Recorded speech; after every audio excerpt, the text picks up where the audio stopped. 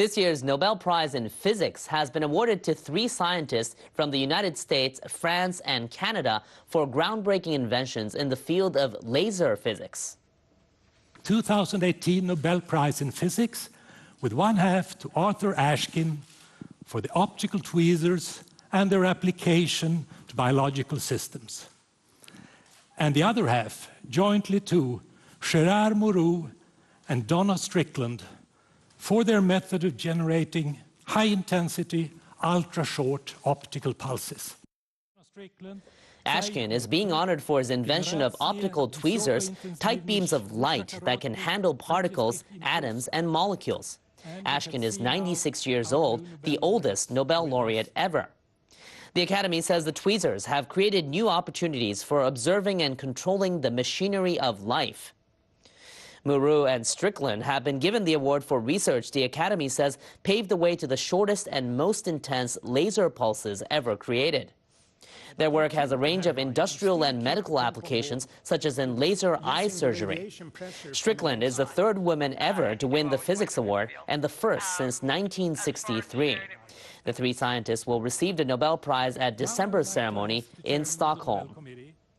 Now, Japan's Nobel Prize winner in physiology or medicine a day earlier has spoken about his devotion to his work, thanking his family for their support. Tasuku Honjo is distinguished professor at Kyoto University. He was awarded the prize along with James Allison from the University of Texas this week for his work that led to a revolutionary cancer therapy. Honjo and his wife held a news conference. He says he's blessed to have the backing of his family, as well as funding for his research. I never thought this is hopeless, or considered quitting my research. I've been really lucky, and that keeps me happy. Honjo's wife says her husband takes a tenacious approach to everything. Even at home, my husband won't quit something halfway through. He never gives up. And that's something that I believe has led to his success. Honjo says he hopes his accomplishments will inspire others.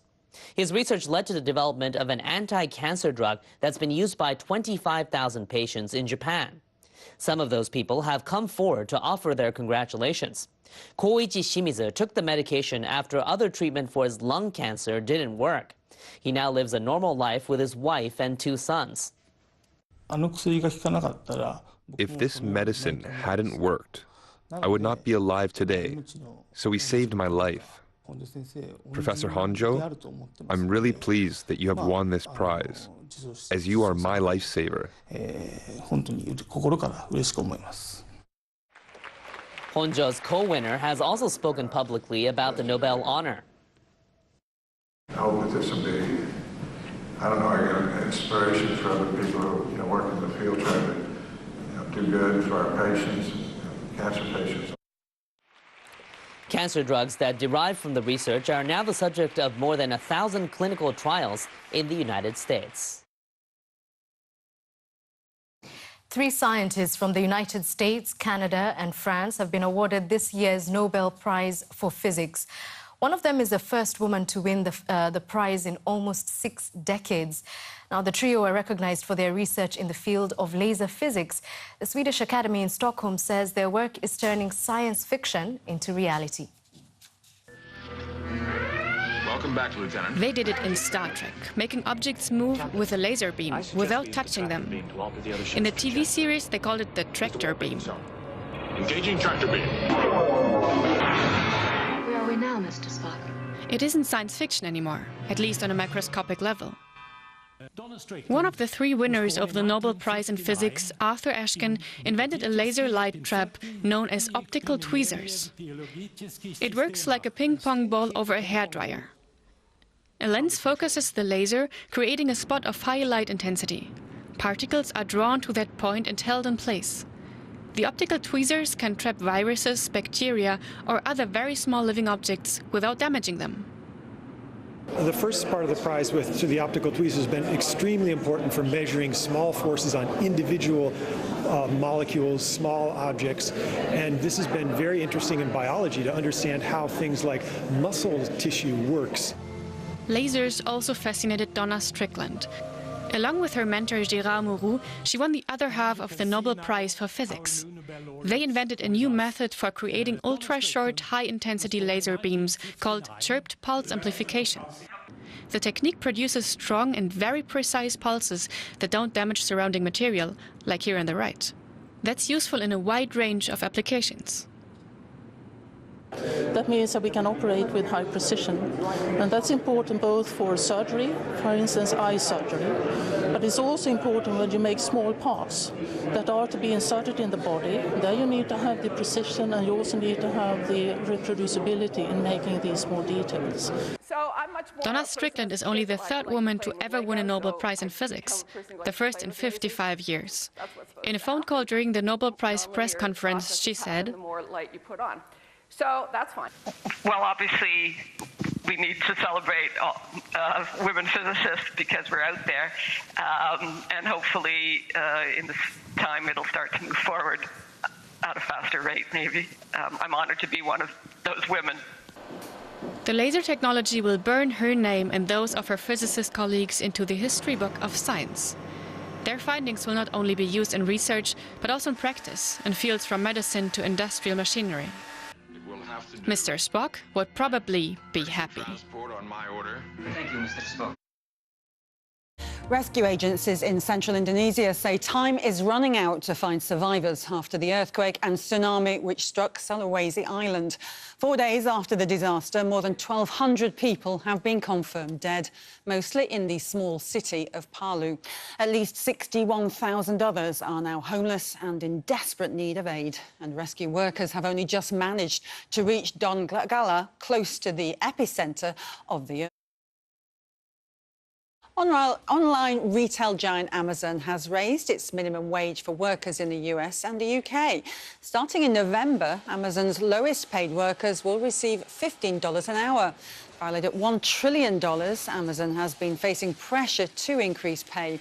The move has been welcomed by US politicians, including Bernie Sanders, who says other companies should follow its lead. It is no secret that I have been a harsh critic of the wage and employment practices of Amazon and its owner, Jeff Bezos.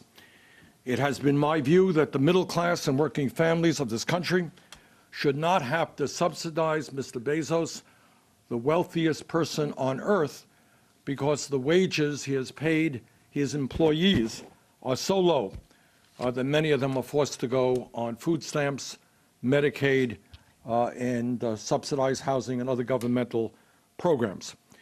Today, I want to give credit where credit is due. And I want to congratulate Mr. Bezos for doing exactly the right thing.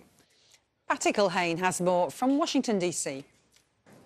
This move by Amazon could have an impact on the U.S. economy. It's one of the larger employers here in the United States, 350,000 full, part-time, and seasonal workers, and they are going to see a pretty sizable increase. And they're also saying that those who make more than $15 an hour will also see a pay increase. Now, the way this works here in the United States is there's a federal minimum wage that no company can pay hourly workers less than $7.25 an hour. Some counties and some states and some cities have increased that minimum wage there, but nationwide it's $7.25, so obviously $15 an hour is quite a bit more than that. Amazon has been under pressure to do this, in part because the founder and owner of the company is basically the richest man in the world. Jeff Bezos is worth $165 billion, and Amazon is a very profitable company.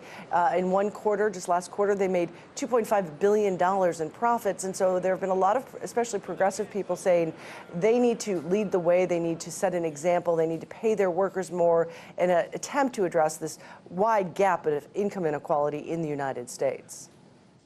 This year's Nobel Prize for Physics has been awarded to 3 scientists, including the first woman winner in 55 years and the oldest ever Nobel winner.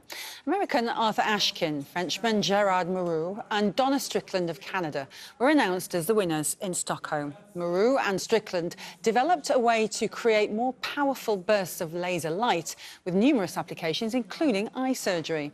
And Ashkin, who's 96 years old, created optical tweezers, which can grab tiny particles such as molecules and viruses. All I can say is that I'm overwhelmed, really. I will tell you that over the years, because this is for work done a long, long time ago, somebody did comment, actually somebody from the Nobel Prize, they think it's the first time ever that someone got it for their very first paper. So over the years, when I've met people, they have said, you know, haven't you got that Nobel Prize yet? But I always thought they were kidding with me, right? So I didn't ever think that the CPA would merit that. Yeah, so obviously it's a real thrill, and I'm looking forward to talking to Gerard about it. The awarding of the prize to a woman comes just a day after an Italian physicist was suspended by CERN, the European Organisation for Nuclear Research, for saying in a presentation that physics was invented and built